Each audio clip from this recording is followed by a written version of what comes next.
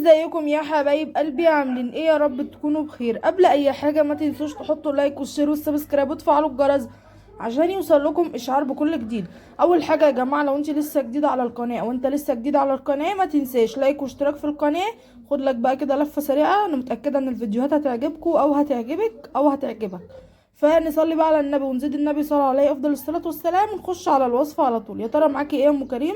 معايا كده سوسيس اهو زي ما انتم شايفين، ومعايا هنا بصلتين، ومعايا طماطم، ومعايا فلفل اهو زي ما انتم شايفين. يلا مع بعض بقى يا حبايب قلبي، هنعمل النهارده حاجه كده جامده جدا جدا. هنبتدي كده ناخد السوسيس وهنبتدي نقطعه معاكم زي ما انتم شايفين كده اهو. هنقطعه كده حلقات.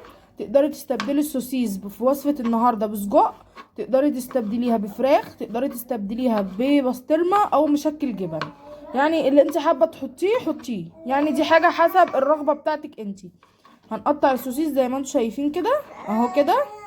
قطعيه دواير، قطعيه زي ما انتم شايفين كده سلايز زي ما انا بقطعه.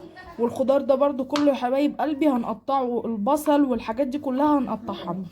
يلا بقى يا جماعه نحط لايك ونشترك في القناه اهو زي ما انتم شايفين كده يا حبايب قلبي. هنبتدي كده نقطعه. كان عندي كده كام سوسيسيه في الفريزر، طلعتهم. وعندي بصل وطماطم وفلفل.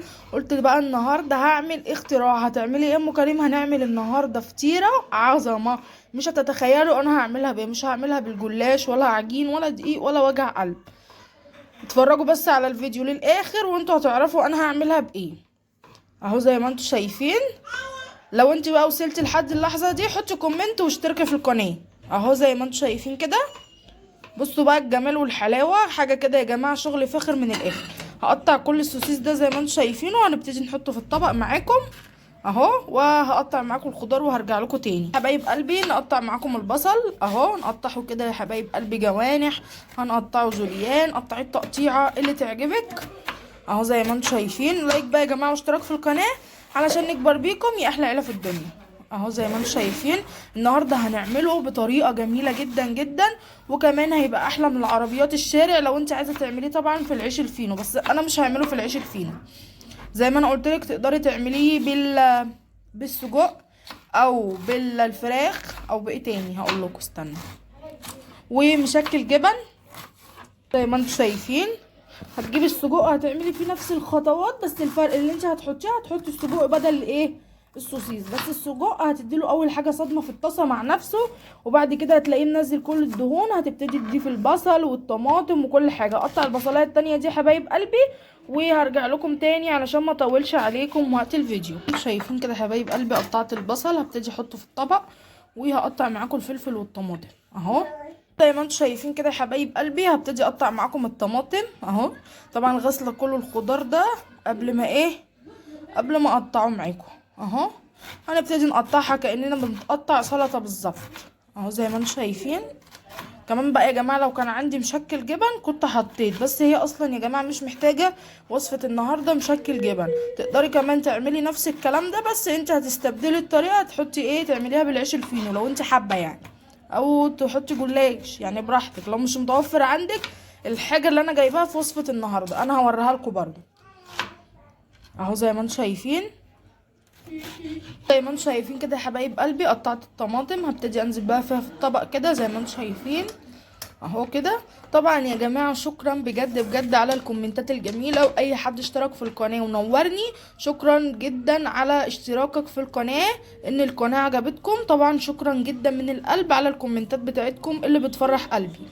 ربنا يكبر بخاطركم زي ما بتكبروا بخاطري، وكمان تحققوا اللي نفسكم فيه. وكل سنه وانتم طيبين بمناسبه السنه الجديده، ويا رب كده تحققوا كل اللي نفسكم فيه. ويا رب اللي ربنا ما رزقهاش بالذرية الصالحة ربنا يرزقها بالذرية الصالحة، وكل اللي نفسه حاجة يحققها ما حققهاش السنة اللي فاتت ان شاء الله يحققها السنة دي. وكل سنة وانتم طيبين جميعا وسنة سعيدة عليكم اهو زي ما انتم شايفين. هنبتدي كده يا حبايب قلبي نقطع معاكم الفلفل. طبعا يا جماعه كمان هصور معاكم اجواء الكريسماس وهنزلها لكم على قناتي.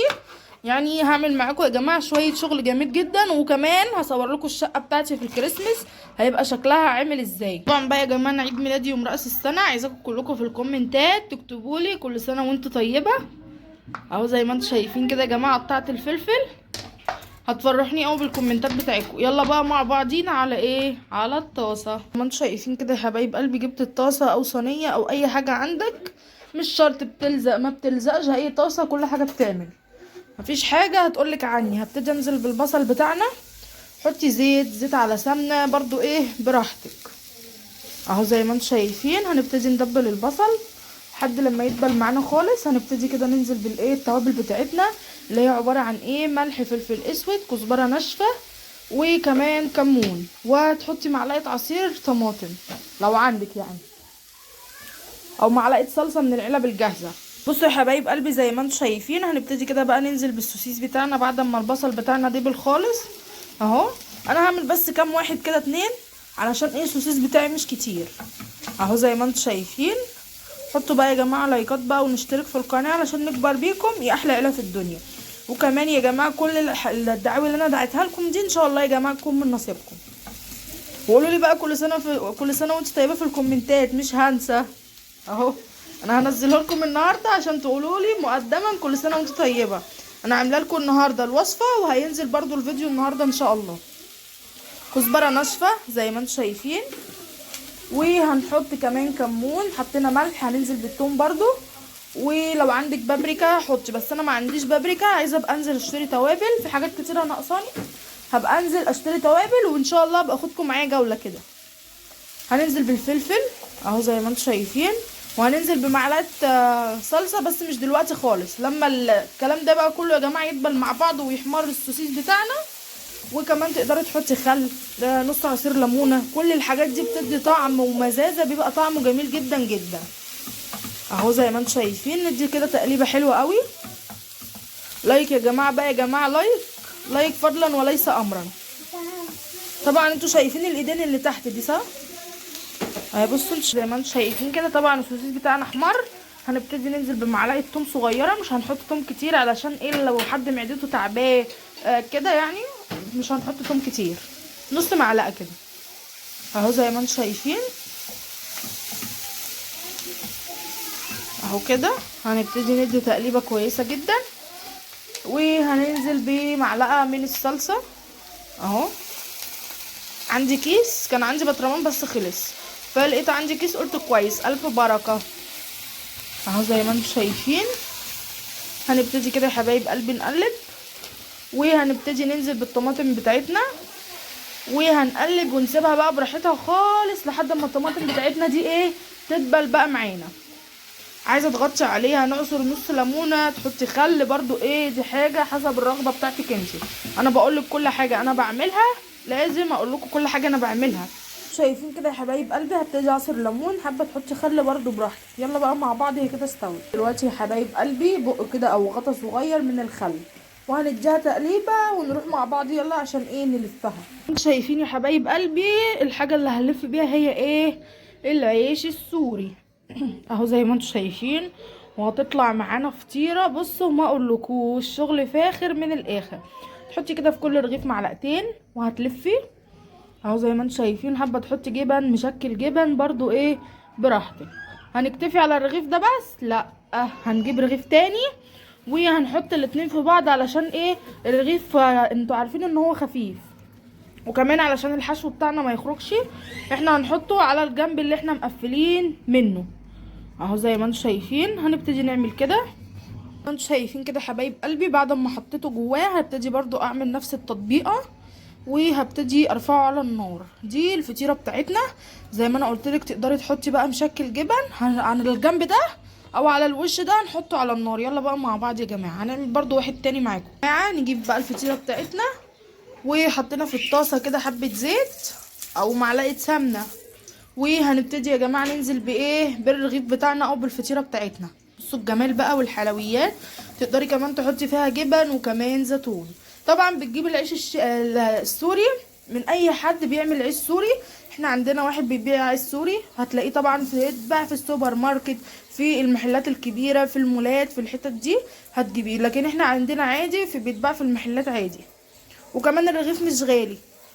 شايفين يا حبايب قلبي هنبتدي برضو اعمل معاكم واحد تاني علشان اللي ما شافش الاولاني يشوف التاني معانا اهو. زي ما انتم شايفين كتري برضو في الخضار وحطي زيتون برضو هيديله مزازه وطعم حلو. هجيب برضو رغيف تاني من العيش السوري، زي ما انا قلت لكم العيش السوري مش غالي، هتلاقيه رخيص بيتباع في اي حته اهو كده زي ما انتم شايفين.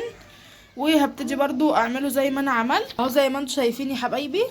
هنبتدي نلفه كده زي ما كأنك رايحه تعملي ايه اهو، زي ما انتم شايفين. هنبتدي كده نطبقه زي الظرف او زي المربع. هنحطه برضو هنصدمه على الناحية المفتوح منها اهو زي ما انتم شايفين. لايك واشتراك بقى يا جماعة، ونروح بقى نتابع اللي على النار. وهخلص انا بقية الكمية مع بعضي مع نفسي وارجع لكم تاني. بعد ما لفيته بصوا شكله بقى عامل ازاي، شكله جميل جدا. وكمان ينفع في المناسبات او عزومات تقدري تعمليه كوجبة ايه مع جنب اي حاجه انت هتعمليها اي حاجه. ما انتم شايفين كده يا جماعه. هنبتدي نقلب على الجنب التاني. بصوا بقى لونه وجماله حاجه كده يا جماعه، شغل فاخر من الاخر. هوريكم بقى يا جماعه الشكل النهائي. ويا جماعه بصوا جربوا مش هتندموا بجد يا جماعه. الله يا سيدي زي ما انتم شايفين بعد ما حمصتها على الجنبين او سويتها على الجنبين هبتدي اطلعها معاكم اهو. انا عملت يا جماعه 4 فطاير وكمان سهله جدا واقتصاديه. هحط معاكم دوت وهوريكم بقى الشكل النهائي. انا حابه اوريكم كل تفصيله في الفيديو علشان تعرفوا قد ايه ان هي طلعت معايا جميله وكمان طريه جدا وكمان طعمها جميل اهو. بقى يا جماعه الجمال والحلاوه بصوا كده. بصوا دول طبعا 3 عملتهم 3 فطاير وطعمهم ما اقولكوش يا جماعه جميل جدا.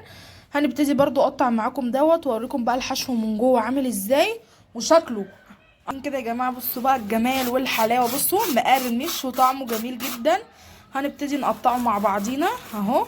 ولا تقولي لي بقى فطير بره ولا اي كلام، فطير ام كريم بقى وبس. وطعمه يا جماعه جميل جدا والحشو ما اقولكوش يا سيدي يا سيدي على الجمال. مفيش بعد كده ولا قبل كده. هنبتدي نقول مع بعض يا جماعه يا سيدي يا سيدي على الحلاوه. بصوا الحشو من جوه بصوا الجمال بصوا الحلاوه. القطعه يا جماعه مليانه حشو وكمان لو هتجيبها من بره مش هتبقى مليانه حشو بالكميه دي.